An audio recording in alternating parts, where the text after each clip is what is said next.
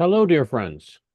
Today we're going to talk about the 2 by 2 church and LGBT, or lesbians, gays, trannies, and bis. Why are we going to talk about this?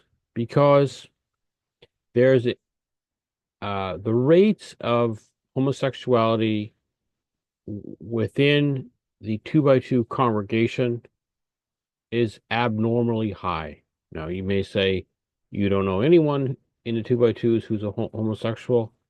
The trouble is, most of the people who are in the 2 by 2s who are homosexual are hiding it, or much more popular is that people who are homosexuals in 2 by 2s leave the 2 by 2s. Okay, so the X 2 by 2 community has an inordinate amount of homosexuals and bisexuals, and there's some transsexuals.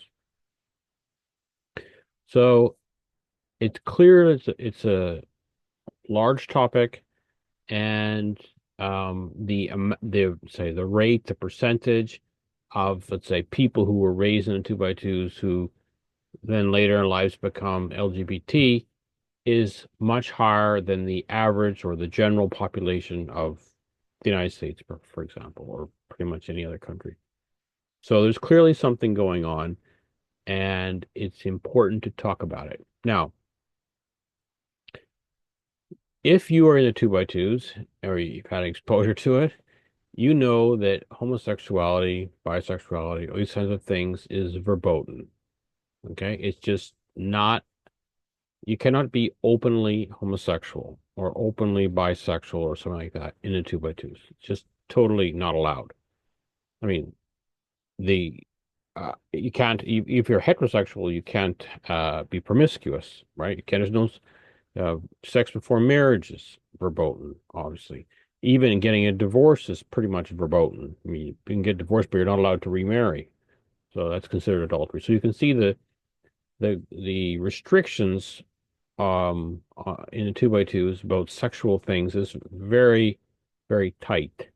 And so there's really no space at all for homosexuality, bisexuality in the 2 by 2s. So if you happen to have those inclinations, you're either going to have to hide it, like as very, very well, or you're going to have to leave it 2 by 2s if you want to be somewhat open about it, right? And that's why we see all these X 2 by 2s happen to be homosexuals or bisexuals. Now, here's the issue: the people who are in 2 by 2s who are engaged in homosexual activity, they're doing it obviously on the sly and keeping it as hidden as possible. You know, and so, and why do they do this? Because they believe that the 2 by 2 message of, if you're in the 2 by 2s, you're saved, and if you're not in 2 by 2s, you're not, you're going to hell. So even if you're committing all these sins that 2 by 2s are, have a problem with, as long as you keep going to the meetings, you're going to heaven. As long as the 2 by 2 ministers don't reprimand you, you're going to heaven, right? So that's why they're willing to hide it. Now, the ones who end up leaving the 2 by 2s, um, um, it's basically because of their homosexuality. That's why they'll leave. They cannot hide it. They just can't. It's too difficult to hide, and obviously the 2 by 2s are not going to reconcile that for you, so you have to leave. Now, so their view, those folks who leave because of homosexuality, their view about, say, homosexuality as perceived, right, or Christianity as perceived through their lens is very, I'd say, antagonistic, right? They believe that Christianity is anti-homosexuality. Okay, this is not true, but this is what they believe, and they put a lot of their self-identity into their homosexuality. Okay, they really, that's basically their only identity. And you can understand too, because people who are in 2 by 2s, their only identity is being a 2 by 2. So if you leave 2 by 2s and you're homosexual, and they're probably going to pick up a new identity. And what's it going to be? Well, your identity is going to be homosexual, right? It's not going to be, your person of Western civilization. No, no, no, I don't even think like that. It's just their identity is being a homosexual. And so they're going to get into the lifestyle of a homosexual, okay? Because and well, whatever the prevailing culture tells you what the identity is or the lifestyle is, you're going to engage in it. Okay, so obviously now for lesbians, the lifestyle is different than for homosexual males, right? But in these lifestyles, certainly for homosexual males, can be very, very dangerous, actually, health wise.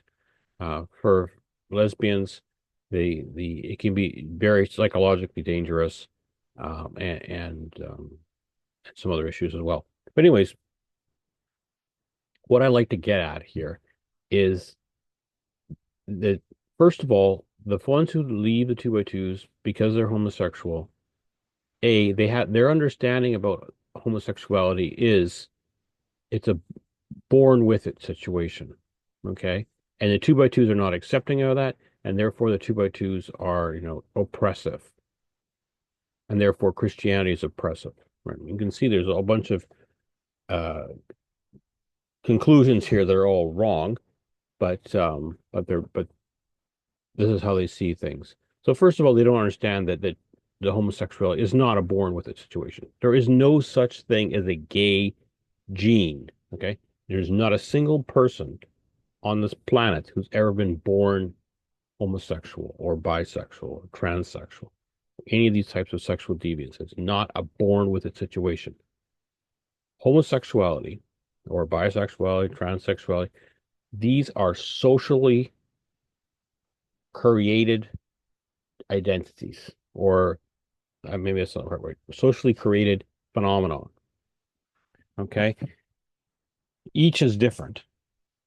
Each of these is different. So I'm just going to walk through each of them as we go along. But I also want to say that the way that two by twos treat the concepts of homosexuality and so forth is the same as the way basically all fundamentalist Christian churches do, which is like, it's an abomination. You have to stop it. It's a sin, so forth. And then there are some, very, let's say, liberal churches, so it's the Unitarian Universalists, for example, who basically fully affirm homosexuality. Basically, their opinion is it's a born with it situation, and your decision or whatever you're to live a lifestyle of homosexuality is no different than someone whose decision to live a heterosexual lifestyle. These two um, say ways of looking at homosexuality are both wrong. Okay, both wrong because homosexuality is not a born with it situation. And it's also not a decision. You don't choose to do it. Okay. It is a phenomenon, a psychologically created phenomenon. And it happens so early in your childhood that when you start to notice it, you think it's always been with you. Okay. So let's just start with how are homosexual males created? Okay. Now, there's not one, simple path how this happens. And there's no real guarantees that this path will always produce the same outcome. But generally, this is what happens. If you have a boy, a young, so I'll just start from again. All children, when they're born in a family, they form their first bond is with their mother. Okay, because mother's very affectionate and loving and nurturing and so forth. At some point, around two and a half, between 2 and 3, I'd say, um, the male child will have to start to identify with the father, meaning that this male child has to realize that he and mom are not the same, that he and dad have something in common, that he's on team dad. Okay. He has to start, but for a female child, she doesn't have to do this, right? Because she's obviously a female and mom is a female, right? So this is an extra step that young boys have to do. Now, there's certain things that can cause this, say, identifying or associating with the father by the son to not go very well or not happen at all. And that is, first of all, if the son happens to be have a temperament that is, let's say, sensitive. Okay. Now, why? Because if a sensitive temperament is going to accentuate what I'm about to say. And that is, if it is also the case that the father uh, just isn't really, say, accepting of the son, right? He doesn't really let the son into the dad world. He doesn't affirm the boy as being a male. He distances himself from the son. Now, this can happen for a variety of reasons, right? It could be just such a simple thing as the father's working all the time and he doesn't have any time for his child and doesn't really pay attention. It could also be that there's like 8 children in the family, and this child happens to be the youngest, and the father's very busy with the older child's and just children. He just neglects this one.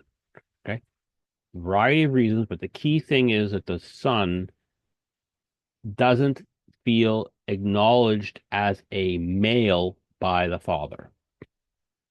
So what does he do? He runs back to the mother because the mother is 100% going to give him unconditional love. Okay. This can be even further accelerated if the mother is kind of an overbearing type mother in the sense that she's overprotective of the son, right? And she forms a special bond with the son. You know, she's sharing things with the son which are, let's say, emotional things that are inappropriate, right? She's telling the son about whatever things about her husband that she shouldn't be talking about him with the son. Right? So she's confiding in the son's things. So she got a whole forming a special bond with the son. So this is the issue that the son has to leave the apron strings of the mother and get in the world of men.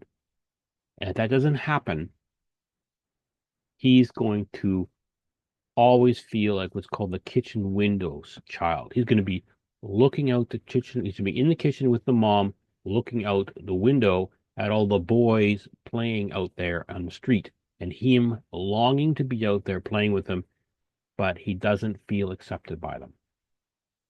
Okay, there's other factors that can even add to this situation.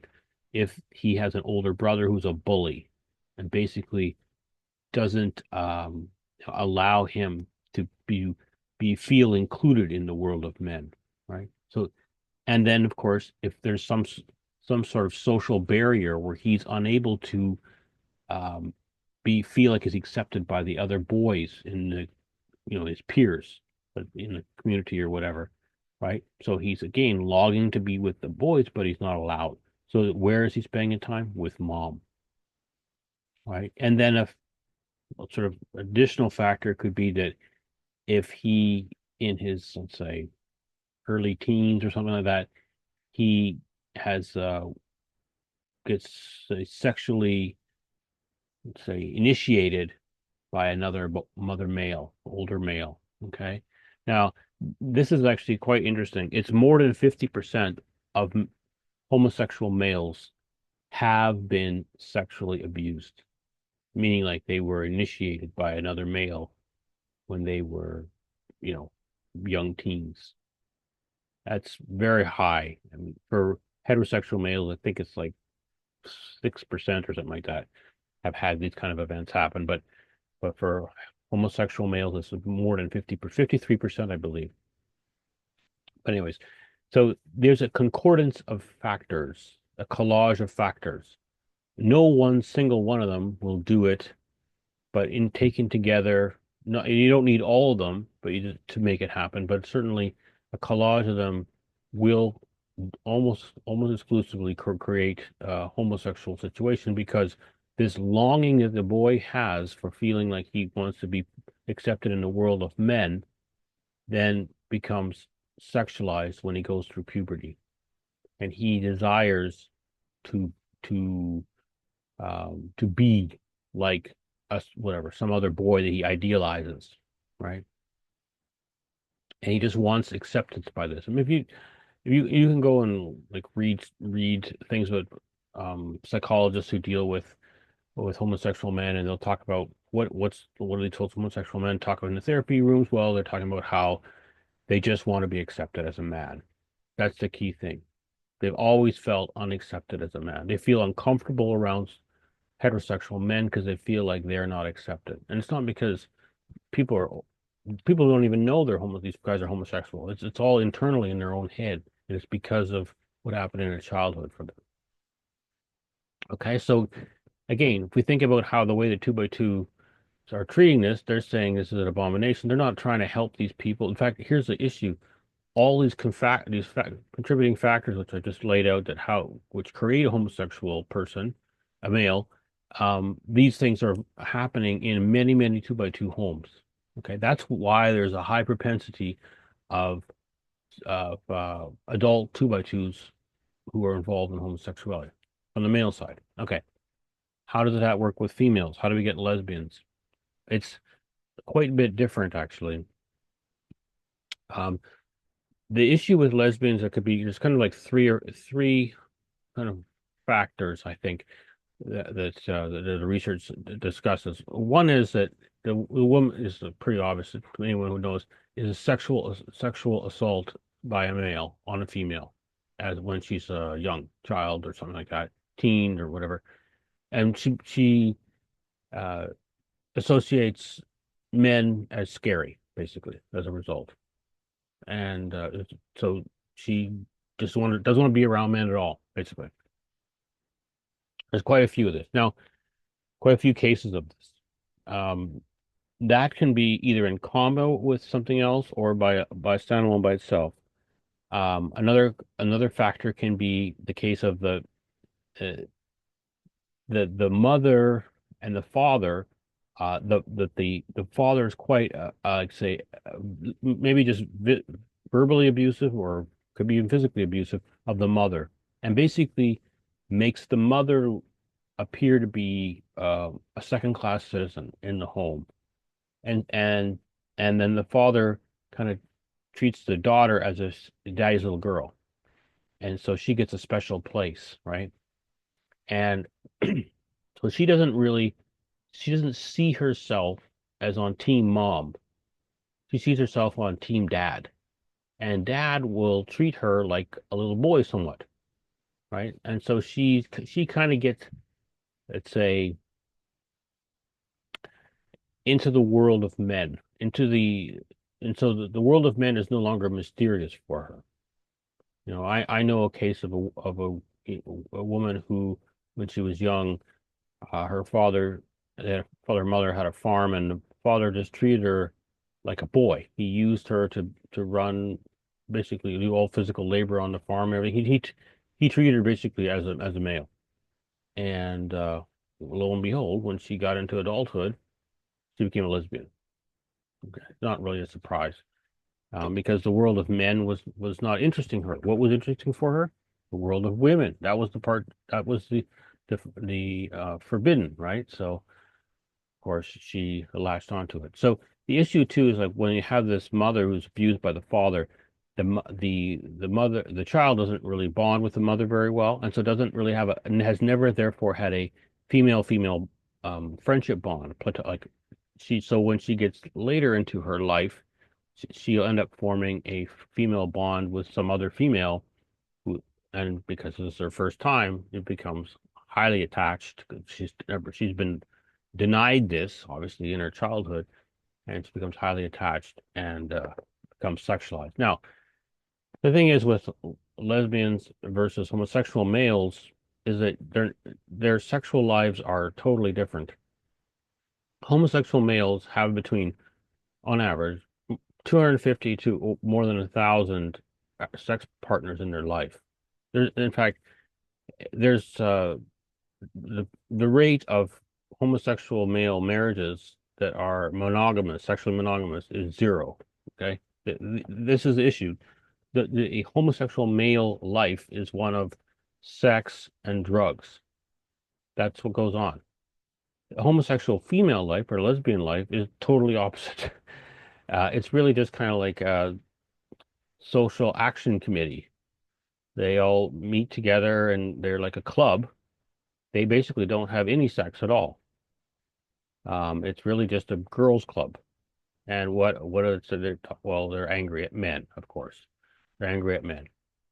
They're angry at and they see other women who are heterosexual women as sort of a less than, so to speak, because those women are not capable of doing all of these, let's say, male things that they're capable of doing. It's really a sad situation. They're usually quite angry. Unfortunately, um, lesbian couples they couple for life pretty much, but there's enormous levels of abuse in their relationships, physical and emotional abuse, super high levels. I think it's something over 80% of female relationships or lesbian relationships are emotionally abusive, and more than 50% are physically abusive. It's just so it's very, very different than the homosexual males. But again, these are the factors that can cause. So again, psychological issues in the childhood create these conditions that make the child get a same-sex attraction, and which then becomes acted upon. Now, here's the key thing. If they don't act upon their same-sex attraction, and if they get some help for it, it can go away. The mind is plastic, right? It will change. This is widely known. So if you could, but the more you act on it, the more you actually involve yourselves in these activities. So, for example, if you're a man and you're sexually attracted to other men and you start doing that, uh, the more you do it, the more difficult it will be for you to, let's say, change yourself to a heterosexual or to mitigate those same-sex attraction feelings. Why is that? Because the trauma that comes with it. I mean, just put this another way. If you're, how do I say this? If you're a man, once you sucked on another man's penis, you can never get that out of your mind. Once you're a man and you've been sodomized by another man, you can never get that out of your mind. Once you're a man and you've been sodomizing other men, you can never get that image out of your mind, right? That's really the issue. That's the issue. That's why it you really should never engage in these things. They're just it's near impossible. And the more you do it, the more difficult it is to, because you could say, well, if you did it once or twice, yeah, well, I would just, 6 months period of my life, and okay, I'm over that now. So I have to live with those memories, but whatever. But no, if you went on for a long time, you can't get those memories to go away. You have thousands of those memories. And the thing is with homosexual males, they're not just kissing each other, okay? There's unconstrained activity, unconstrained, okay? It's fisting, gerbils, massive amounts of drugs involved with these, like huge rape fests. It's just these things are common, okay? So it's really, really, really difficult to to get over the trauma, the self-created trauma as a result. Actually, the female homosexuals have a much easier time. That's why if you look into the research, there's an enormous number of lesbians who, in later adulthood, let's say in their 30s or 40s, who actually leave lesbianism altogether and become heterosexual and get married and have children with a man. It's very common. Their issue is really just this bond problem they had with their mothers, or this inability to feel like a woman, right? The mother didn't make them feel like a woman. That's basically it. So I know a young woman, for example, when she was a young child and even to her early teens, her mother was just nasty to her, just nasty. And she didn't affirm her as a young woman. And and so this young woman did not feel like a woman, and she dressed really awfully. She had, purple hair, but she did all the things basically to make her that were made herself look even worse than the mother was already had made her feel. And then she got involved with another young woman and got involved in lesbian activity, right? So well, it was you could see it happening from age 3, let's put it that way. People are created by their environment. There's this huge factors. And I would think that the X2Y2 community would know this by now, since they're constantly talking about the trauma of all these sexual assaults and everything like this, but they're not willing to understand that other types of trauma that have gone on and how much it's impacted them, right? And the issue is if they cannot resolve these same-sex attraction problems, they can't really heal because these same-sex attraction problems are not an isolated problem. They are the say coincident risk of other types of mental illnesses is super high for a person who has same-sex attraction or we can say homosexuality. They have super high rates of depression, of anxiety, of suicide. These are all things that have nothing to do with the outside community. It's everything to do with their own internal psychology.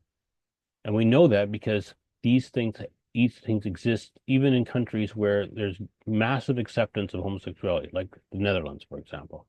Still, there's other rates of mental illness within the homosexual community are super high, right? And then there's, of course, all the health hazards, right? So, I mean, I don't even want to get into some of them are so disgusting, but certainly STDs is a huge one. In the male homosexual community, it is super dangerous, super dangerous.